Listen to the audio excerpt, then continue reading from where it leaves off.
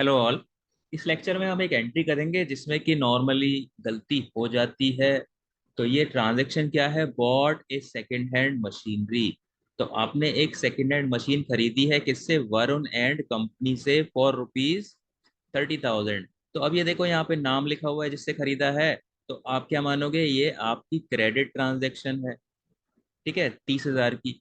And paid rupees 4,000 for its overhauling and paid 1,000 for carriage.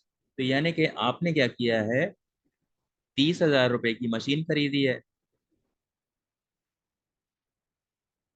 ठीक है। और आपने क्या किया? 4,000 पे किया है ओवरहॉलिंग में, और 1,000 कैरियज में। ठीक है। तो यानी कि जब हम फिक्स एसेट खरीदते हैं तो आपको पता होगा एक कॉस्ट कंसेप्ट होती है। ठीक है, कॉस्ट कंसेप्ट में क्या लिखा हुआ है? किसी भी फिक्स्ड एसेट को चालू हालत तक लाने तक के सारे खर्चे उस फिक्स एसेट में ऐड कर देते हैं। ठीक है। तो यानी कि ये जो मशीन है आपने 30,000 की खरीदी है, अगर ये 4,000 की ओवरऑल नहीं करोगे तो ये काम करने लायक नहीं रहेगी। और अगर इसको लेके नहीं आओगे तब भी आप इसको यूज नहीं कर पाओगे। ठीक है। तो ये सारे खर्चे क्या है? ये मशीन के अकाउंट में जुड़ेंगे। यानी कि मशीन की कॉस्ट आपकी कितनी हो जाएगी? 35,000 रुपए की। ठीक है। लेकिन ये जो कॉस्ट है 30,000 रुपए की, ये आपने पर वरुण एंड कंपनी से खरीदा है, तो ये आपका है क्रेडिट। लेकिन ये 4,000 तो आपने कैश में पे किए हैं, और ये 1,000 भी आपने कैश में पे किए। ठीक है। तो इसकी एंट्री क्या करेंगे? और यहाँ मशीन कितने की क्रिएट हो गई है? 35,000 की। ठीक है। तो यहाँ पे देखो इसकी एंट्री क्या बनाओगे आप? Machine account debit. तो मशीन कितने की क्रिएट हो गई है? 35,000 की। ठीक है। और उधार आपने वरुण एंड कंपनी से लिया है, तो टू कैश तो लिखोगे नहीं, उधार खरीदा है तो, क्योंकि नाम लिखा हुआ है जिससे खरीदा गया है। तो टू वरुण एंड कंपनी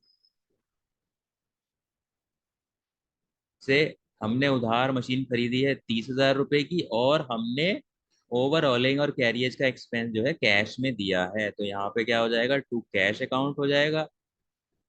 कितना हो जाएगा? 4,000 और 1,000, 5,000। ठीक है। तो ये एंट्री इस तरीके से होगी।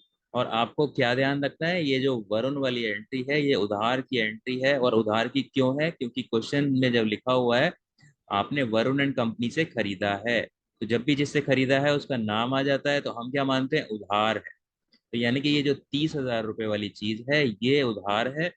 लेकिन क्योंकि यहाँ 4,000 में लिखा हुआ है पे कर दिया है ओवरऑलिंग का, और यहाँ 1,000 में भी पे कर दिया है, तो मैंने क्या कर दिया? यहाँ पे टू कैश कर दिया इन दोनों के लिए।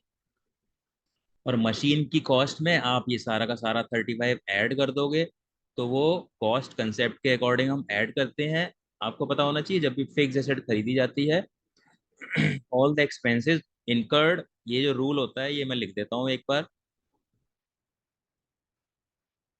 ये कौन से रूल से हमने ये 35,000 बनाया है? ये जो 3,500 है ये कौन सा रूल कहता है?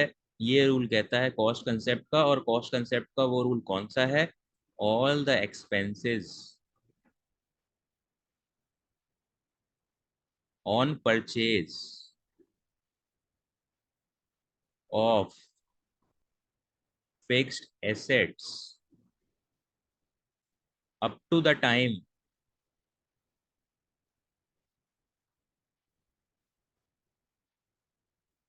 It is in workable condition